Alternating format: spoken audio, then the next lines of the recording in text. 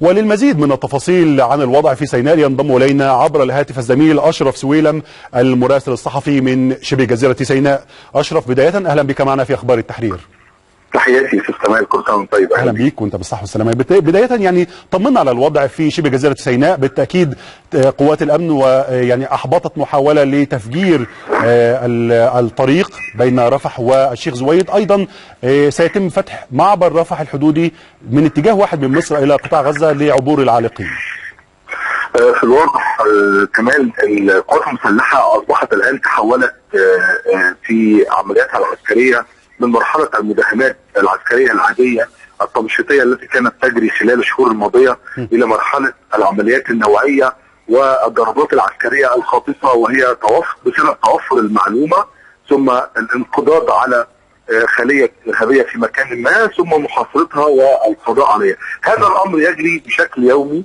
كمان طبعا كان في كمين لانصار بيت المقدس استعراضي كان يحاول اصطياد افراد الشرطه او الجيش من سيارات الاجره في طريق الانفاق في رفح. نجحت قوات الصاعقه في استهداف الكمين المسلح لانصار بيت المقدس وقتلت منه عنصرين، ثم قتلت القوات المسلحه في جنوب الشيخ زويد 4 عناصر ارهابيه اخرى. طبعا احنا وصلنا لمرحله ما نقدر نسميها التألق العسكري، وهو بمعنى ان الخصم او تنظيم انصار بيت المقدس اصبح يعني عمليه واهيه، وتم تفكيك التنظيم، تم تجريده من كافه الامكانيات الخاصه به سواء كانت متفجرات حتى السيارات حتى الدراجات الناريه.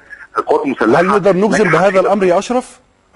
نعم كمان نقدر نجزم بهذا الامر ان القوات المسلحه يعني تمكنت من يعني تفكيك خلايا انصار بيت المقدس، ام اننا في مراحل متقدمه من هذا الامر؟ قرب نهايه عام 2014 انتصار الجيش المصري على الارهاب في سيناء بشكل كبير. خلاص يعني انتهت مساله المؤامره، انتصرت. ما يحدث الان هو مرحله عسكريه نقدر نسميها مرحله صيد الفئران بعد نجاح الكماشه العسكريه والحصار، والجيش المصري نجح الامر المفروغ منه.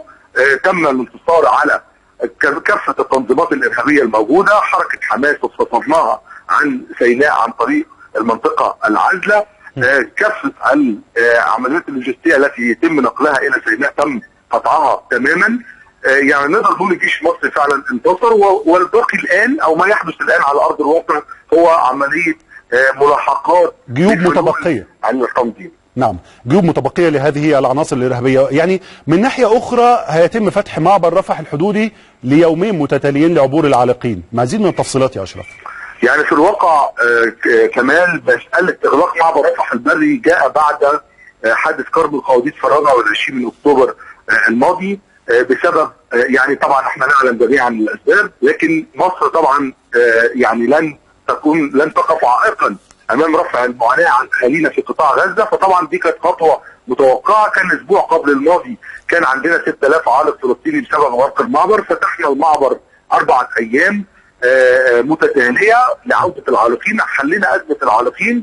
طبعا الحد والاثنين غدا وبعد غد هيكون الامر مختلف، ليس لعوده العالقين فقط ولكن لادخال الحالات الانسانيه من قطاع غزه الى الجانب المصري. ده طبعا كان مرتبط بشكل كبير جدا كمان باستقرار الاوضاع الامنيه والسيطره الامنيه على مجريات الاوضاع في سيناء. الزميل اشرف سويلم بشكرك بالتاكيد، شكرا جزيلا، المراسل الصحفي من شبه جزيره سيناء.